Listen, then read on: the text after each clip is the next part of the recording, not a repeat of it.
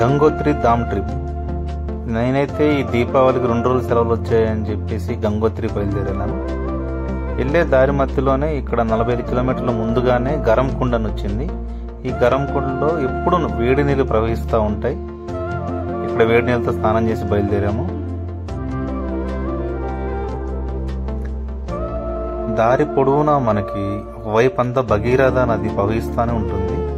ఇది గంగోత్రి నుంచి బయలుదేరి వస్తున్న ఈ నదినే దగ్గరికి మనం ఎక్కడికైతే ఈ నది స్టార్ట్ అవుతుందో అక్కడికి మనం ఇప్పుడు వెళ్ళబోతున్నాము.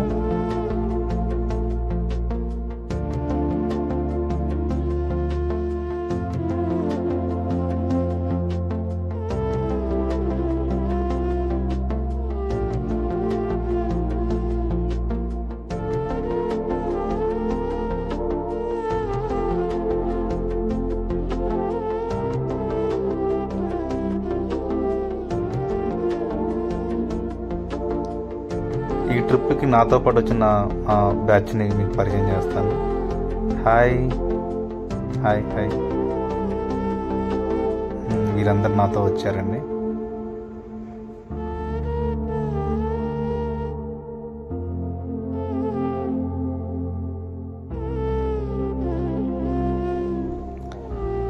ఇప్పుడు మనకు కనిపిస్తుందంతా దరాలి విలేజ్ అంటారు దీన్ని.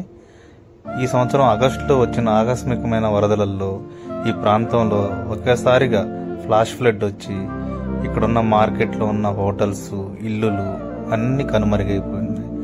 ఇప్పుడు చూస్తుంటే అక్కడంతా నిశ్శబ్దమైన వాతావరణం. అది కూడా మీకు కనిపిస్తున్నాయా? మంచు కొండలు ఎదురుగా కనపడుతున్నాయి వెళ్ళే మార్గం గుండా. నేనైతే 5 సంవత్సరాల నుంచి ఉత్తరాఖండ్లో ఉంటున్నాను జాబ్ రీత్యా. కానీ ఎప్పుడు వెళ్దాం అనుకున్నా కుదరలేదు.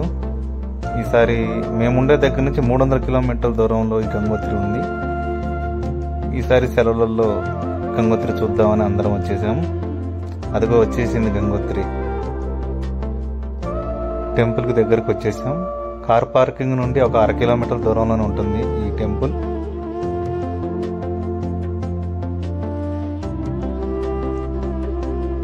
మనకు కనిపిస్తున్నంత 18వ శతాబ్దంలో నిర్మించారు ఈ గంగోత్రి ఆలయాన్ని.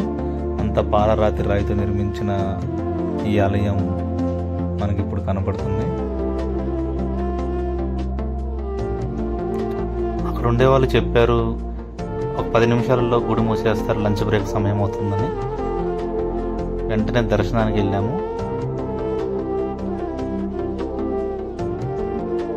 మనకు కనపడుతున్న ఈ గంగోత్రి ఆలయం హిమాలయాల లోతట్టు ప్రాంతాలలో ఉన్న సుందర దేవాలయం.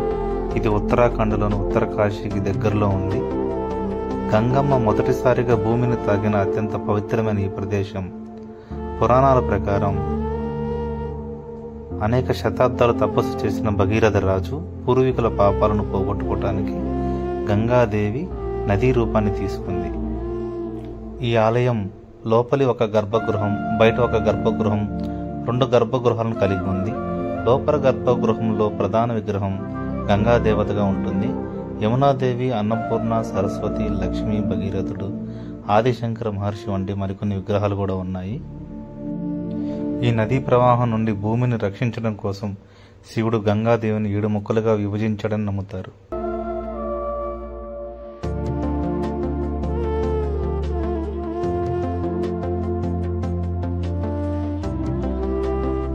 అత్యంత పవిత్రమైన గంగా నది నీటిని ఇంటికి తీసుకెళ్లాలని నది దగ్గరికి వెళ్తున్నాను. ఈ ఆలయం సముద్ర మట్టానికి 3100 మీటర్ల ఎత్తులో ఉంది. ఉత్తరాఖండ్లో ఉన్న చార్ధామ్ యాత్రలలో ఈ ఆలయం కూడా ఒకటి. పురాణాల ప్రకారం మహాభారత పురాణ యుద్ధంలో తమ బంధువుల మరణాలకు ప్రాయశ్చిత్తం చేయటానికి పాండవులు ఇక్కడ గొప్ప దేవయజ్ఞం నిర్వహించారని కథను. భగీరథ ఒడ్డున పూర్వీకుల ఆచారాలను నిర్వహించడం వల్ల పూర్వీకుల ఆత్మ పునర్జన్మ చక్రం నుండి విముక్తి పొందుతారని, దాని నీటితో పవిత్ర స్నానం చేయటం వల్ల ప్రస్తుత జన్మలలో పాపాలు శుద్ధి అవుతాయని నమ్ముతారు.